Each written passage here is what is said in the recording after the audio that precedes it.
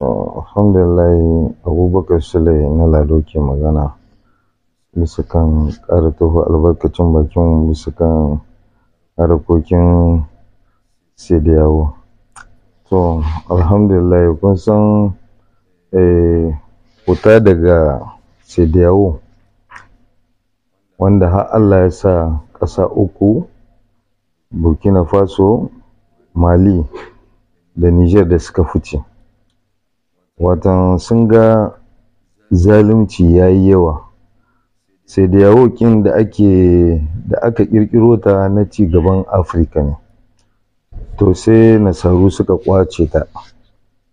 Sai zamanto ta zama Sediyawo na ci gaban nasaru. To ka gani yau Allah ya ba mu mazajen daga wanda dole ne mu fice daga Sediyawo nan saboda hatta da yaƙi ma sun so su kama farmaki. Gaban kowa ne wanda duk duniya ta sani. Sun tattauna da duka sojinansu, hafsoshin sojinansu za a kama Nijar hari, za a yi menene.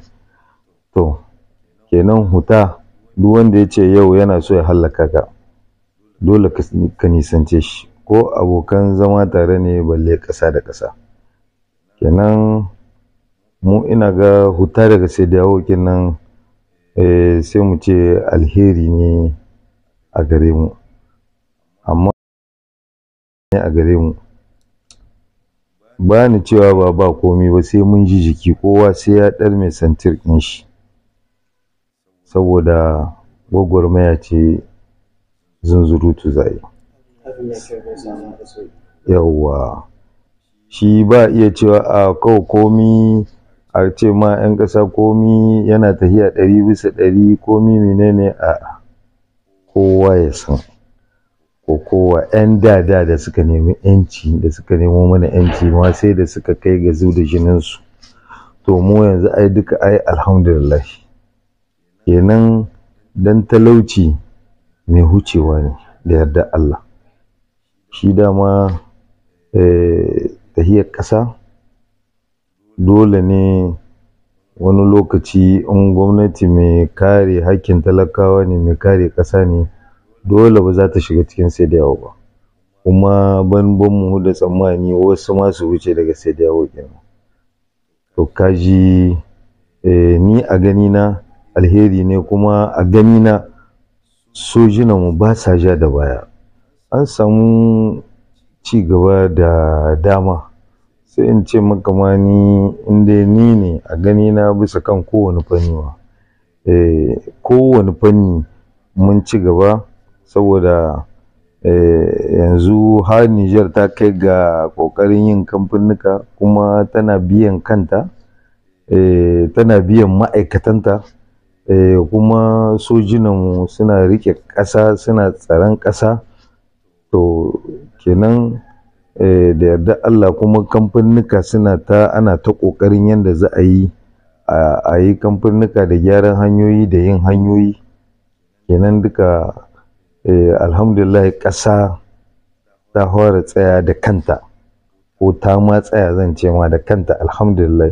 Tunda yau in muka diba wanda suka sa mana takunkumi iri daban-daban, yau mu gode ma Allah. In muka ce ma ba mu gode ma Allah ba, to gaskiya ba mu ma Allah ba adalci, ba mu ma ikon shi adalci ba.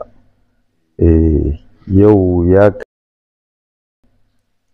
wanda suka sa mana takunkumi, yau mun yi su jin daɗi nesa ba kusa ba. Kama tun daga ‘yan kama kashi ƙarya har zuwa horanshin, yau duk suna cikin matsala. Kowa ya san horanshin kanta ma tana cikin matsala. Ashe mu ba mu san Niger ba mecece ma. Ba mu san muna zaune a Niger, ba mu san mecece ba sai a yanzu. Kuma ni a ganina kunnuwan ne jakkan na baya. Ashe Niger kin nan da ake ganin ita ce kuta a duniya, a ce ita take rike da horanshi har hucin horanshi har zuwa Europe, tun da uranium ɗinmu ne suke haskaka garurrukan nasu, suke abubuwa da dama, tunda shi abin da ya zama makamashin lantarki in kana da shi to ai babu wanda ya fi ka zama mai arziki.